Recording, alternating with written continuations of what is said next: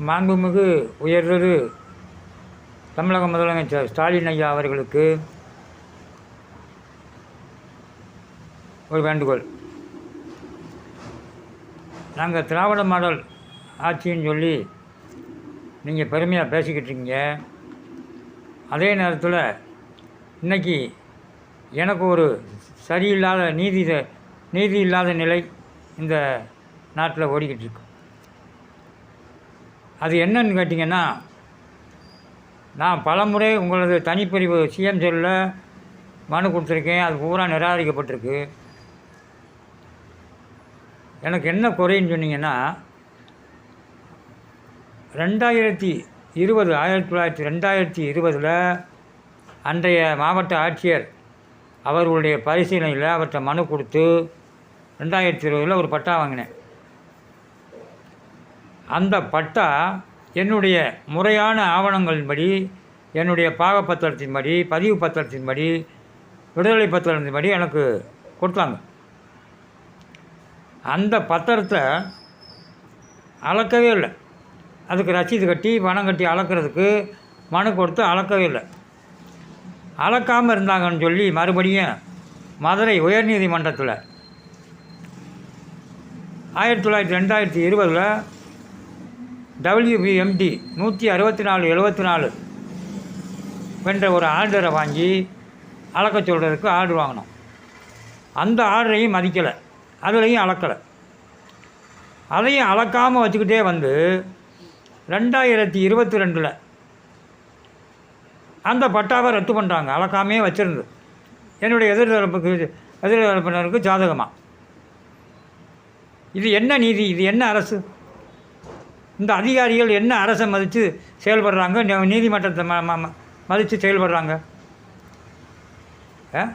ஒரு முறையாக வழங்கப்பட்ட பட்டாவை ஆவணங்கள்லாம் கொடுக்கல, உங்கள்கிட்ட ஆவணங்கள் கொடுக்கலைன்னு சொல்லி பொய் சொல்லி அளக்காமல் தக்காத்திக்கிட்டே வந்து அந்த திரும்பி ஆவணமே இல்லை, எந்த ஆவணமும் எங்கள்கிட்ட கொடுக்கலைன்னு சொல்லி பட்டாவை ரத்து பண்ணுறாங்க. சரி, அதோடு போயிடுச்சு, விட்டுட்டோம் நாங்களும். இப்போ எங்கள் இடத்துல ஒரு ரயில்வே கல்வேலி அமைச்சிட்டாங்க. அந்த கல்வேலி வந்து எங்கள் இடத்து பொதுப்பாதையில் 4 அடி பொதுப்பாதையில் அமைச்சிருக்காங்க. அந்த கல்வேலி அகற்றக்கோரி தனிதாசல்கிட்ட மனு கொடுக்குறோம். அவங்க என்ன சொல்கிறாங்க, நாங்கள் 3 ஆவணத்தையும் கொடுத்துருக்கோம். பதிவு ஆவணம், பாகவஸ்து ஆவணம், விடுதலை பத்திரத்தை கொடுத்துருக்கோம். எந்த ஆவணமும் இவங்க கொடுக்கல அப்படின்னு சொல்லி அந்த மனுவை நிராகரிக்கிறாங்க. திரும்பி அதை என்ன பண்ணுறான், துணை வட்ட ஆய்வாளருக்கு திரும்பி மனு கொடுக்குறோம் மேல்முறையீடு. அவர்கிட்ட இந்த ஆவணங்கள்லாம் வச்சு எல்லாம் முறைப்படி கொடுக்குறோம். பணமும் கட்டி, வளர்க்குறதுக்கு பணம் கட்டி, ரசீது கட்டி 2000 ரூபா பணம் கட்டியிருக்கான். அதுக்கு அந்த ரசீதையும் வச்சு அழைச்சி கொடுக்குறோம். இப்போ அவர் என்ன பண்ணுறாரு, இது 4 பேர் கூட்டுப்பட்டாங்க, இதுக்கு உண்டான ஆவணங்கள் இல்லை அப்படின்னு சொல்கிறாங்க. ஆனால் இதுக்கு உண்டான ஆவணங்களை நாங்கள் கொடுத்துருக்கோம். 4 பேர் சேர்ந்து பாகவஸ்து பண்ண பாகவஸ்து வெண்ணிலை பத்திரம், எங்களுடைய தகப்பனாருடைய இருதார பதிவு பத்திரமும் இதில் இருக்குது. எங்களுடைய இருதார விடுதலை பத்திரம், என்னுடைய தகப்பனார் 4 பேர் கூட்டுப்பட்டாலும் என்னுடைய தகப்பனார் பங்கை மட்டும் எனக்கு பிரித்து வாங்கி அந்த பத்திரத்தை அதில் கொடுக்குறேன். இந்த கொடுத்த பத்திரத்தை இல்லைன்னு சொல்லி இவங்க நிராகரிக்கிறாங்க. இது யாருக்கு சாதகமாக அவங்க போகிறாங்க? ஒரு நியாயமாக ஒரு அதிகாரிகள் மக்களுக்கு சாதகமாக இருக்கணும். இந்த அதிகாரிகள் முதலமைச்சர் தனிப்பிரிவில் நிறைய மனு கொடுத்தாச்சு. இப்போ கூட மனு கொடுத்துருக்கேன். இப்போ கூட இந்த மனு கொடுத்த பின்னாடி மனு கொடுத்துருக்கேன். அந்த மனுவை நிராகரிச்சிருக்காங்க. எந்த ஆவணங்களும் இவங்க வழங்கலை. 4 பேர் பாகவஸ்து பொதுப்பட்டா, 4 பேர் கூட்டுப்பட்டாவில் இருக்குது, அதனால் அந்த கூட்டுப்பட்டாவுக்கு பாகவஸ்து பத்திரம் வழங்கலைன்னு இவங்க கொடுத்துருக்காங்க. அந்த 4 பேர் பாகவஸ்து பத்திரம் என்னுடைய தகப்பனார் பங்கு 4 பேர் கூட்டு பாகவஸ்து பத்திரம் நான் கொடுத்துருக்கேன். கொடுத்ததா இல்லைங்கிறாங்க.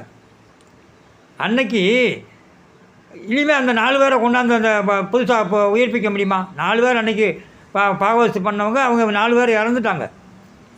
இறந்து இன்றைக்கி வரைக்கும் என்னுடைய தகப்பனார் பங்கில் நான் அனுபவிச்சுக்கிட்டு வரேன். இன்றைக்கி வரைக்கும் என்னுடைய அனுபவத்தில் இருக்குது.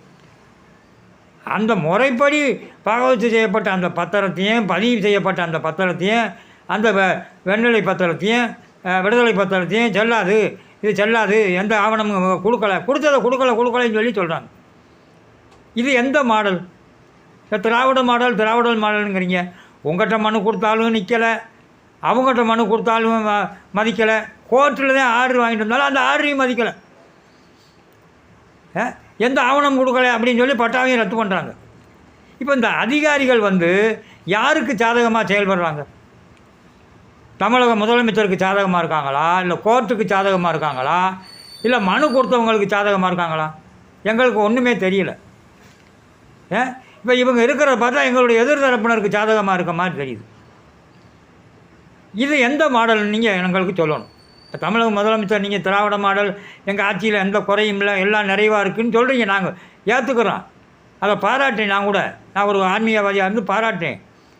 ஆனால் எனக்கு இந்த நிலைமை ஏற்பட்டிருக்கேன். இதுக்கு யார் பதில் சொல்கிறது? கோர்ட்டையும் மதிக்கலை, உங்கள் அரசாங்கத்தையும் மதிக்கலை, இப்போ அந்த வெண்ணில பத்திரத்தையும் மதிக்கலை, பதிவு பத்திரத்தையும் மதிக்கலை, பத்திரங்களையும் மதிக்கலை. இப்போ இவங்க எதை மதிப்பாங்க? எதை கொடுத்தா இவங்க உண்மையாக அளந்து கொடுப்பாங்க, உண்மையாக நடப்பாங்கன்னு எங்களுக்கு தெரியலை. இது எந்த மாடல்னு நீங்கள் எங்களுக்கு விளக்கம் கொடுக்கணும். அந்த தமிழக முதலமைச்சரை நான் பணிவன்போடு கேட்டுக்கிறேன், இந்த அதிகாரிகள் மீது நடவடிக்கை எடுக்கணும்.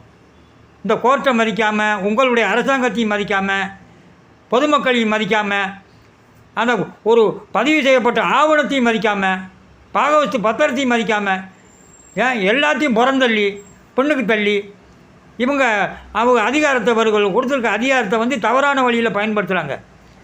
இந்த தவறான வழியில் பயன்படுத்தக்கூடிய இந்த அரசு அதிகாரிகள், இந்த ஜிஆர் தனி தாசில்தார், இந்த துணை வட்ட ஆய்வாளர், இவங்க மீது நடவடிக்கை எடுக்கணும். நடவடிக்கை எடுத்தீங்கன்னா தான் உங்கள் அரசு திராவிட மாடல்னு நான் ஏற்றுக்குருவேன், இந்த மக்களும் ஏற்றுக்கிற மாதிரி வரும். இதுக்கு நீங்கள் பதில் சொல்லுங்கள்.